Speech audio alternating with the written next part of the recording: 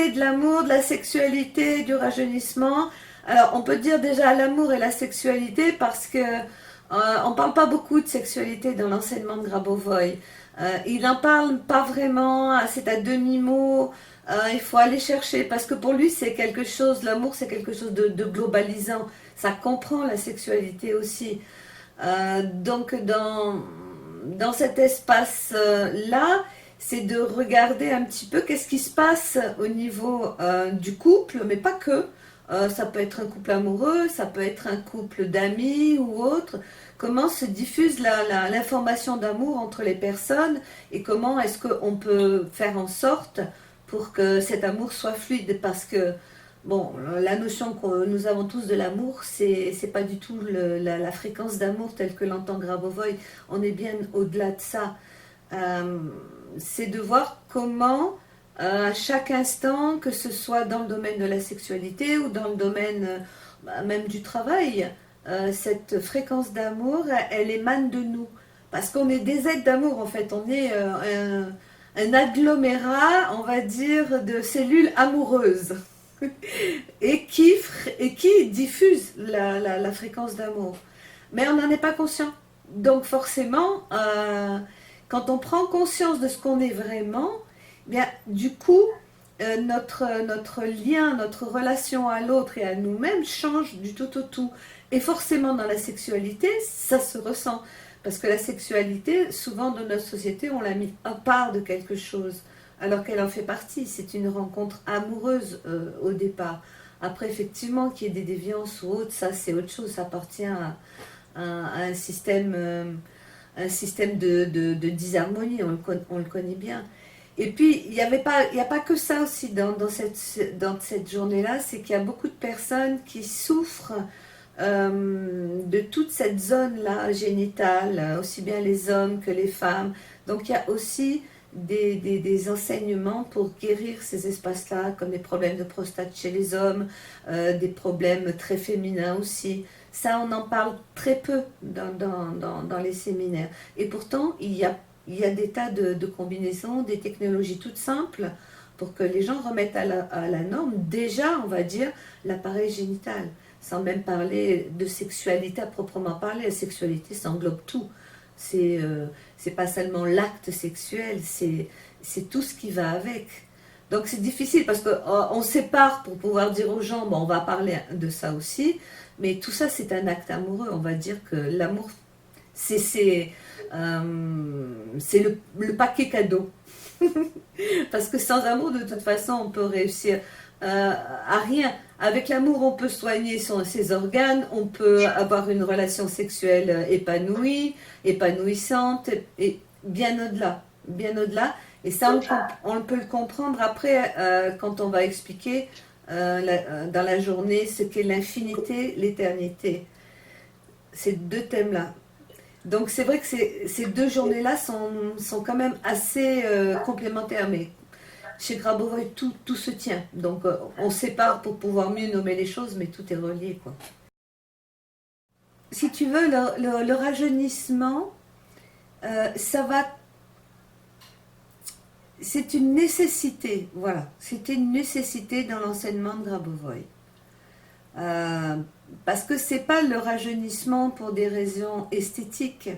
C'est vraiment quand bien même on peut l'utiliser pour ça aussi, c'est une nécessité parce que quand on commence son processus de rajeunissement, on commence son processus d'autorégénération de l'organisme. Notre organisme doit revenir à la norme. Donc forcément, comme chez Grabovoi, la vieillesse et la maladie sont considérées comme des virus. Donc, dans son enseignement, pour nous, c'est un passage, on dirait, normal d'aller dans le sens de la norme, c'est-à-dire d'être éternellement jeune. Même si on gagne en maturité, ça n'enlève pas le fait que le rajeunissement est nécessaire. D'autant que le rajeunissement, il est très relié aussi au fait que que notre corps, il est complètement fait pour rester jeune, parce qu'il s'auto-régénère en permanence. il est créé pour être éternel. Ce qui est complètement fou, c'est que on vieillisse justement par rapport à cet état-là. En fait, le vieillissement, il est dû à bien d'autres choses. Il n'est pas dû au fait qu'on doit vieillir. Notre corps, il est fait pour vivre longtemps, voire même éternellement, et en bonne santé et jeune. Ça, c'est l'enseignement de Grabovoi. Non, ça n'a rien à voir avec l'ego. Ça a à voir avec le fait que dans l'enseignement de Grabovoi, le maître mot, c'est vraiment l'éternité. Là, du coup, on bascule dans la deuxième journée, mais comme c'est interconnecté, l'éternité, c'est vraiment, on va parler d'éternité, on va pas parler d'immortalité, très peu chez Grabovoi, on va parler d'éternité. Pour lui, nous sommes des êtres éternels. On peut rester éternel avec le corps physique ou pas, comme on veut. Donc, ce que les gens peuvent entendre par immortalité. Mais pour lui, l'immortalité n'est qu'un aspect de l'éternité. L'éternité, c'est un état à la norme de la création. Dans son enseignement, il nous montre que tout est éternel. Donc, pourquoi est-ce que nous, on a une vision très limitée de ce que nous sommes en s'imaginant que oui, l'âme, effectivement, elle peut être éternelle, mais le corps physique, non. Oui, mais il faut encore savoir, c'est que le corps physique, c'est une partie de l'âme.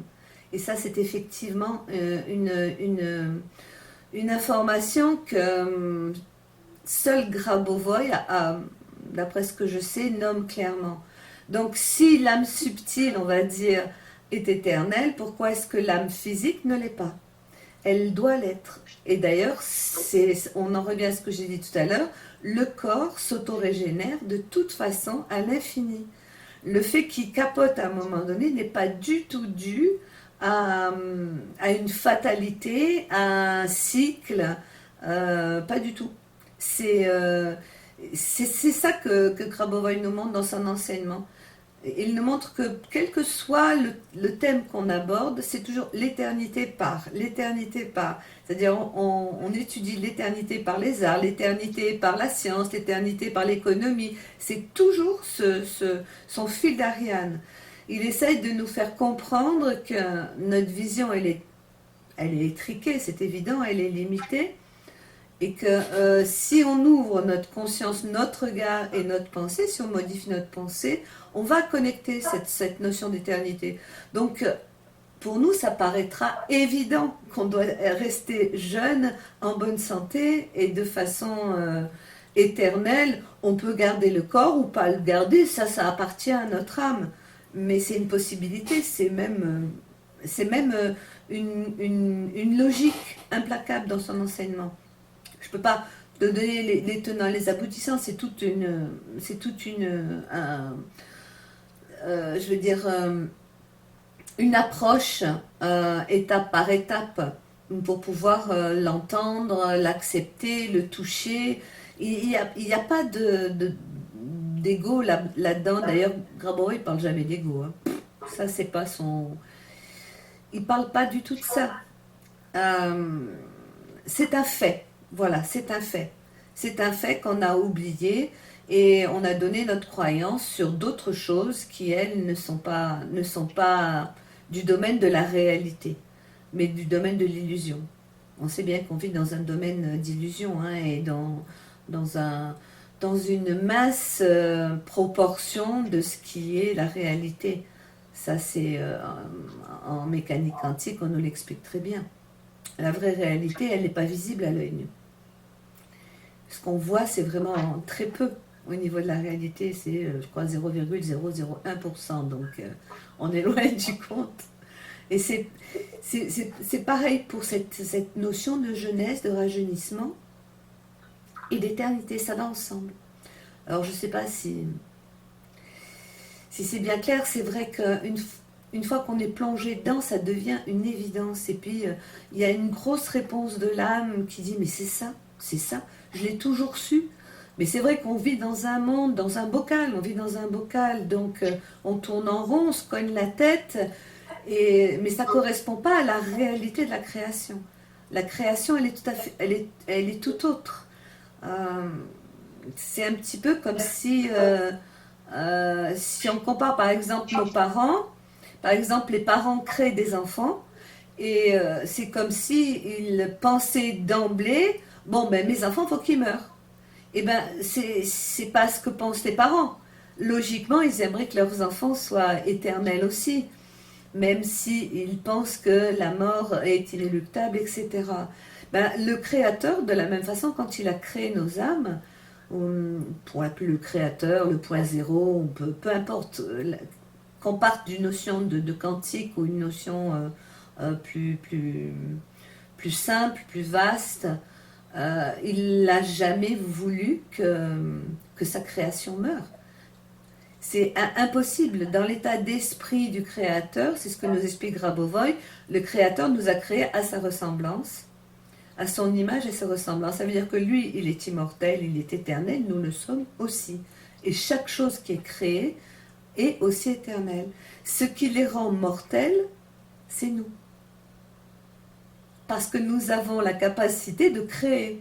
Donc si l'on croit qu'effectivement ça fait partie d'une norme, entre guillemets, à laquelle on donne toute notre puissance, eh bien effectivement, on va mourir, les choses vont s'abîmer, il va y avoir des cycles, mais ça vient de nous, puisqu'on est libre de créer ce qu'on veut. Mais ce n'est pas notre état d'origine. Il faut savoir que la nature, les animaux dépendent directement de la conscience collective de l'humain. Donc forcément, si l'humain pense qu'il y a des cycles et que les choses doivent avoir une fin, un début, une fin, mais la nature est complètement conditionnée par ça. Parce que la nature, que ce soit les animaux ou les plantes, sont conditionnés par notre conscience collective à nous. Le jour où notre conscience collective va évoluer et où elle va vraiment intégrer cette notion d'éternité, il n'y aura plus de cycles, bien que nous on trouve ça sympa les cycles, l'automne, etc. Mais ça n'existera pas forcément, sauf si on veut que ça existe. Mais en tout cas, il n'y aura plus de fin. Tu comprends ce que je veux dire? Ça dépend que de nous en fait. On est vraiment, on va dire, au sommet de la création en tant qu'humain, puisqu'on comporte en nous le règne végétal, animal, minéral, donc on les a tous en nous. Donc en fonction de ce que nous pensons, en fonction de notre regard, en fonction de notre croyance, de notre conscience, c'est nous qui allons dicter tout le reste. Et ça, on peut le comprendre, on va dire, en avoir une compréhension globale dès qu'on a une conscience beaucoup plus élargie. C'est sûr qu'avec notre conscience basique, c'est difficile et je comprends ce genre de questions.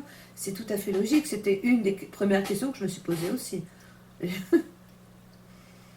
Ce sont des journées, on va dire, qui vont donner des éléments de base de l'enseignement de Grabovoi, mais pas seulement, pas seulement.